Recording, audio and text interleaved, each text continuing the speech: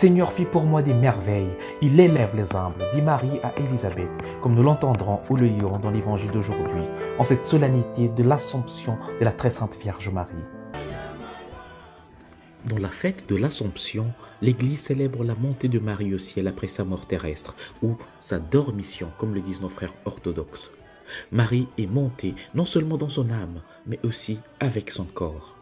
Il est évident que si vous cherchez dans la Bible où est-ce que les Saintes Écritures en parlent, vous ne le trouverez nulle part. C'est simple, tout simplement parce que tout n'est pas consigné dans la Bible, comme le dit Saint Jean. Jésus a fait encore beaucoup d'autres choses que l'on ne saurait écrire en détail, sinon l'on en remplirait le monde entier.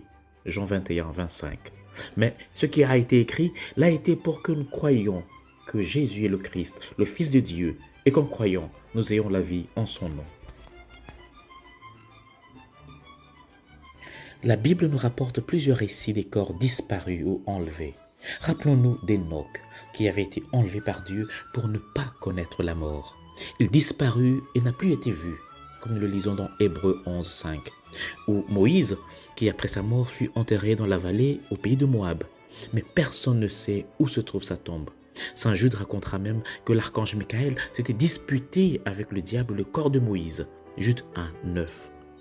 Ou encore le prophète Élie qui fut enlevé au ciel dans un tourbillon de feu. Tous ces récits de disparition de corps ou d'enlèvement au ciel veulent rappeler la toute-puissance de Dieu sur l'homme et sur la matière dont il peut défier les lois pour sa plus grande gloire. Autant ces récits bibliques aux allures un peu mythiques pour l'homme moderne aujourd'hui le soulignent, autant certains faits encore inexpliqués scientifiquement mais miraculeux pour le croyant que nous sommes, nous le rappellent encore aujourd'hui. C'est le cas des incorruptibles de notre temps. Les corps, par exemple, de Sainte Bernadette de Lourdes, le corps de Saint Padre Pio de Pietrelcina, le corps du jeune homme saint de notre temps, Carlo Acutis. Tous sont restés intacts aujourd'hui, plusieurs années après leur mort.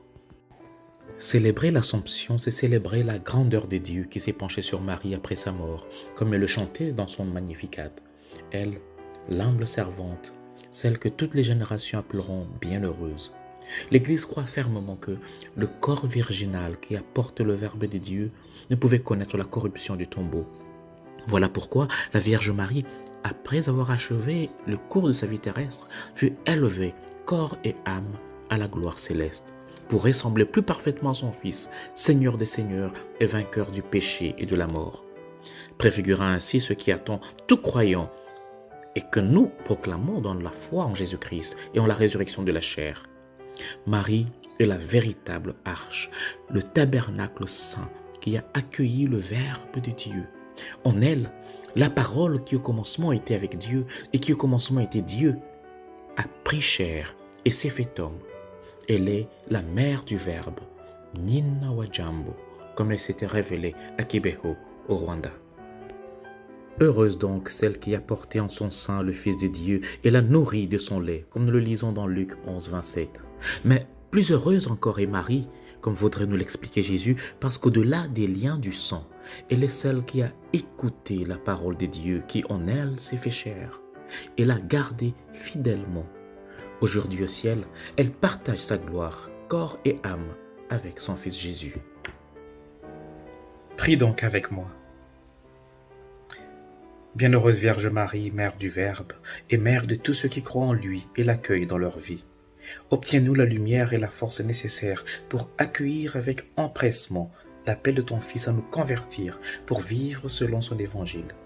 Apprends-nous à prier sans hypocrisie et à nous aimer les uns les autres comme il nous a aimés, pour que nous soyons, comme tu l'as demandé aux enfants de Kibeho, que nous soyons comme des belles fleurs qui répandent partout et sur tous leur bon parfum d'amour.